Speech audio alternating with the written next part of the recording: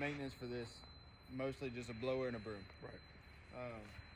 Cleaning purposes, I recommend going with the grain, so everything come this way. Correct.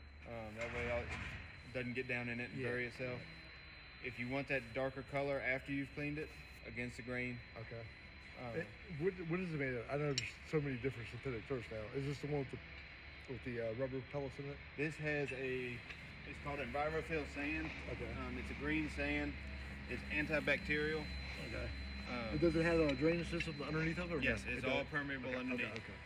So the sand, we are currently working with the turf manufacturer to come up with a maintenance plan. Okay.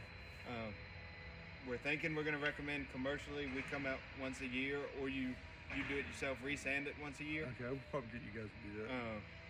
Residentially, we're going to go 2 years probably, just because less foot traffic. Yeah, sure.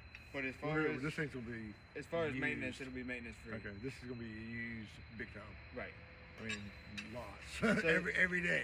So the best thing I can tell you is, if you got an event coming, clean it off in the morning, fluff it up afterwards, let it sit all day in the heat. Okay. If edges come untucked, so at U of R we did an install. Okay. And their catering companies keep dragging carts across the edges, and it catches and it untucks it. Yeah. So all we got is green screws into a PVC board locking the edge down. Okay. And then a pry bar and a hammer to tuck in between. My crew's not putting anything on it.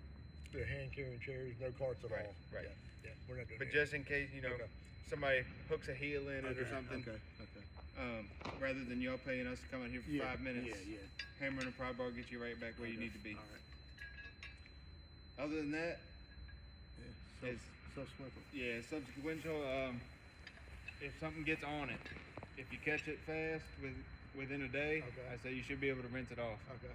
If you get red wine on it and it sits for a little bit, the number one thing we have on here probably. The best thing for red wine that the turf companies could give us is use Dawn dish soap. Okay. Dawn dish soap. I heard Coca-Cola too. I don't know if you ever heard that. I haven't yet. Yeah.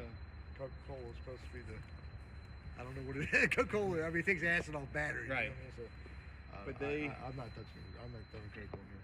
Right. They don't recommend anything stronger than a dish detergent. Okay. And it's because of coloring.